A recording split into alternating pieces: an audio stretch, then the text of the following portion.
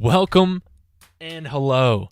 Another fantastic Friday episode, and I am stoked that you are here.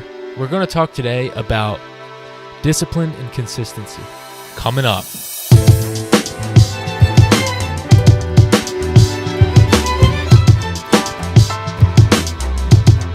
If you like this episode, be sure to hit the subscribe button.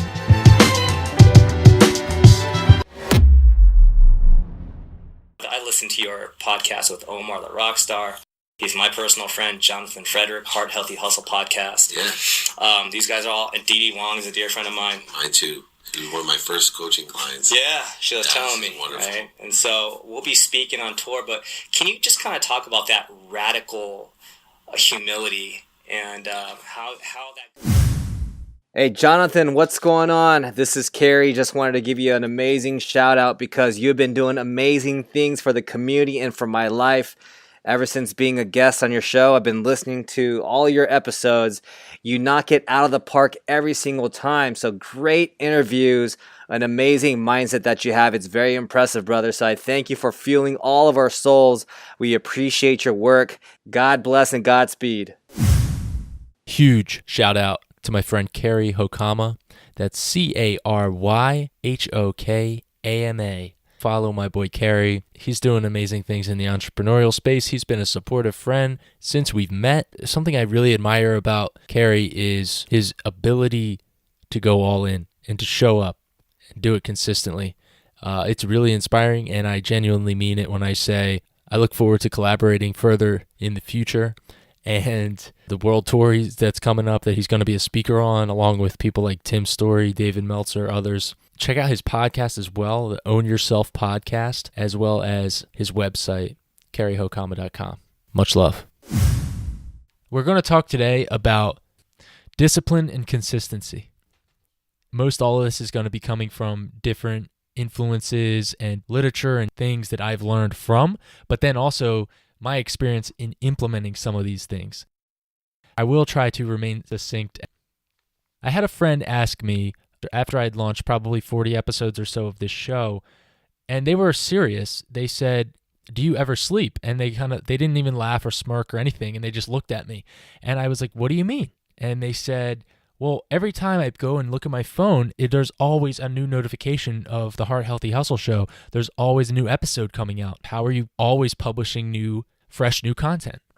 And I looked at her and I just said, I kind of laughed because I thought it was almost a joke. Like, yeah, of course I sleep. I sleep a lot. Being asked that was, yes, it was flattering, but it also revealed to me the truth of how powerful discipline and consistency are. And when I say that, the power of discipline to change your life, and not just change your life, but to allow you to do more while doing less. I'll say that again. So you can get more done with less effort and less time if and when you implement discipline consistently. That to me is what it's all about. I don't care to just keep adding things that I can implement. I care to implement as little as possible, the things that are as effective as possible. And discipline is one of those things. Discipline can be defined as doing important things that need to be done even when you don't feel like doing them. I define discipline, though, as an exciting and literally thrilling concept.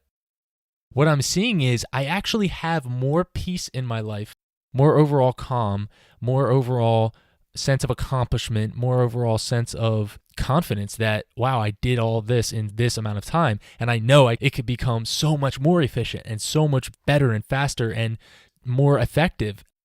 And it's not just about getting things done. It's about how can I get as much done as possible in as little time and effort as possible? Because you can be extremely disciplined and consistently be ingesting all of these new tactics and habits to implement. But if you're doing all of them, you're doing so much, you're just going to be overwhelmed. And 90% of them, throwing that out there, will likely be ineffective or virtually meaningless because you're trying to do too much. I've always struggled with discipline. I'll give you a story. When I was only young, let's just say I was 10 years old, I was a homeschooled little dork. I'm not saying I was a dork because I was homeschooled. I was actually not a dork. I was a very nice little boy, and I loved being outside. I was very active. I was always trying to get out there and hang out with the boys on the block, playing backyard football, basketball, a lot of skateboarding, BMX biking, all that stuff. I remember being homeschooled until 8th grade. I loved playing. I always loved playing. Just love it. Who didn't as a kid, right? I remember we had our desks in the same room that we did a lot of our playing in. Looking back, that is probably part of the reason I may have struggled with staying focused, but it's not it. I would probably have been labeled ADHD if my parents believed that that was a medical thing back then. Maybe not. I definitely was your typical young boy who wanted to be active and playing all the time, and that's not a bad thing. Okay, that's not a bad thing. When you're looking at the way people learn by learning the best way for them. And our educational system, whether it's in school, homeschool, whatever, can often be not the way that some individual students learn best. I learned by doing. I learned by actually practicing. So you can put me in front of a screen and tell me to read 100 books and watch 1,000 videos, but I will not learn as effectively. I can learn 10 times faster if I'm actually doing it. So I learn by doing. A lot of us are like that with entrepreneurship and creatives and everything. People thinking outside the box and thinking about how can I do this and how can I learn it fast as possible without being bored out of my skull. And I think that's why I struggled with school. I did always struggle with discipline, specifically in academics. Now, here's where it gets interesting. This is another story. Let me finish the homeschooling story. Looking back, I always found a way to get things done when it came down to the wire.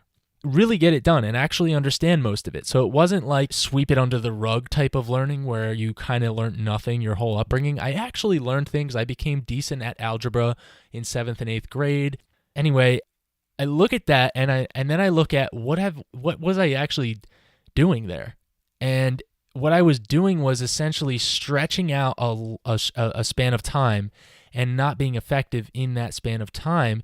Whereas if I had grasped the understanding of fully embraced the fact that if you implement discipline, you'll actually get all of it done with a lot more free time afterwards, and it will be easier because you're doing it when you have fresh brain energy versus at 8 p.m. when your mom's yelling at you as a homeschool 10-year-old to finish this work before you go to bed, or you're not getting dessert type thing. That was just inefficient. It wasn't that I was dumb. It wasn't that I was unable to learn it. Even though it wasn't my preferred learning styles most of the time, it's not that I wasn't able to learn these things. It was that I chose to take the harder route and make it harder than it had to be. Fast forward to high school. By the time I turned 18 years old, I had decided that I would become much more athletic and much stronger by weightlifting. I did receive a magazine in the mail at one point, and it was like a muscle magazine. And the guy on the front was not a steroided out freak. He was actually lean and ripped, definitely photoshopped somewhat, but he had a physique that I knew in my subconscious mind I could build that physique. I could do that with 10, 15 years. I think in my mind I knew I could do that because it was natural.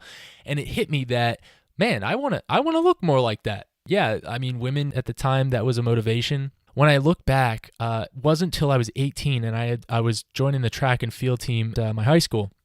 I was pole vaulting, and pole vaulters need to have a strong upper body in order to pole vault effectively. And I remember my first time, and for the weightlifters out there, and for anyone who's done athletics and can still and remember like weight rooms, there was a field house. There was something called the field house, and I can remember our first weightlifting workout day in the field house. My pole vaulting partner was named Bill, and Billy was just way bigger than most of us. He was very jacked, and he played football as well. But he showed us some football exercises to do and all these weight training moves and stuff like that. I'll get back to the Rip magazine in a second. I had in that magazine this exact blueprint of how that weightlifter on the front cover claimed he had gotten that physique. And it was a very fundamentally based bodybuilding splits where he would work out I had it for years, kid you not. I had that thing for over 10 years, I believe. Followed that thing to a T I must have followed that thing for 5 years straight before I changed up much of anything. And it worked. It really worked for me. It was 4 sets of all the fundamentals, including the compound lifts of 15 reps, 12 reps, or 10 reps, and then 8 reps, or 8 to 6 reps. And that really built up a strong fundamental base for me with weightlifting. But when I started seeing results, it was the progress that fueled the addiction to discipline, I guess. Even when I continuously battled with the difficulty and challenges of learning academics in college and wrapping up high school, studying for the SATs and all of those, I was working out consistently. School bell would ring, I wouldn't go home, I would go to the wrestling weight room alone day after day after day, and I would work out and lift. And I remember like how good it felt to just go and do that. And what's weird is when I look back, I thought I was more shy than that, but like looking back, I suppose I really had a mission in my mind that I'm going to build myself up to where I'm a more effective athlete for my senior year. And so I did just that. I actually broke some. And so I did just that. By senior year, me and my pole vaulting partner, Billy, we were going around to all the schools in the area. Typically, we would win. I had multiple varsity letters I earned just for pole vaulting. I didn't do any other events. Kind of quietly did my thing. Senior year, we took a couple people under our wings and trained them up to become pole vaulters. And in fact, one of the guys who I trained went on to break the school record by over 2 feet, if I'm not mistaken. And he did phenomenally well. Now, granted, that wasn't just my expertise. I do like to brag on myself for that because it's a lot of fun. But I transferred a lot of things that I had learned from other experts. I actually got trained at a summer camp by Alan Launder, and he was the Australian Olympics team coach for the pole vaulting team. And he came out to a clinic out in Jersey for pole vaulting.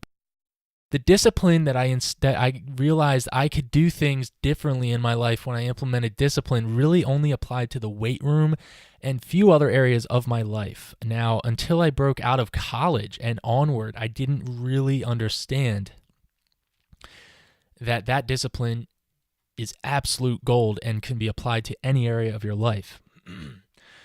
A lot of discipline comes down to pre-decisions, pre-deciding, and committing regardless of the circumstance. Because here's the thing, it takes away that angst of making those obnoxious decisions in the moment. You understand? If I had to make that decision every time, I have to launch a podcast tonight, have to do it. If I had to make that decision every single time, that would make it so much more of a chore to do. But the fact that I've pre-committed and pre-decided ahead of time, in advance, what my plan is, what I'm going to do, regardless of how I'm feeling, when you pre-decide, that is discipline's ally, pre-decision and commitment. That is what precedes consistency. Discipline and consistency, they go hand in hand. But discipline without decision is essentially going to be very difficult versus in reality, when you start to see the ease of life that discipline can yield and does yield, a beautiful thing that we can implement to our advantage in life. This episode went twice as long as I really wanted it to, but I hope you enjoyed some of these backstories of me, Jonathan, and I hope you also enjoyed this episode focusing in on discipline, pre-decision, and consistency, because these are topics I'm very passionate about, that I'm still learning how I work with and how I'm implementing discipline into more mental efforts versus just the physical efforts of bodybuilding and training. I find it very exciting to find new breakthroughs where, I have been consistent with this podcast, for example, every single week since last June 2018, every single week, and I haven't missed. If I can do it, a hyperactive young kid who wanted nothing more than to go outside and run around and play skateboard and ride bikes and scream and yell with his friends playing backyard football, then you can do anything. One of the biggest things that really stuck out to me about that friend, going back to the beginning of this episode, when she asked me, do you ever sleep? And she really meant it. She meant it in the sense of, you must be overworking, you must be staying up so late, is that she is somebody who is incredibly smart and bright and academically gifted, as far as I know. Somebody who I admire for that. And it was just very interesting to me to see somebody like that asking me a question. Another thing is, to touch on that point of, do you ever sleep, is discipline gives you so much more time than you thought you had. Discipline gives us so much more time than we thought we had. it gives us so much more time. By making difficult decisions in advance, you free up more time down the line. That time can then be used to strategize and then implement an even more effective decision-making strategy and disciplines. That's going to do it for this episode. I hope you have an incredible Friday, Saturday, and Sunday. Overall, an incredible weekend. And as always, live wide open and Godspeed. Fearless.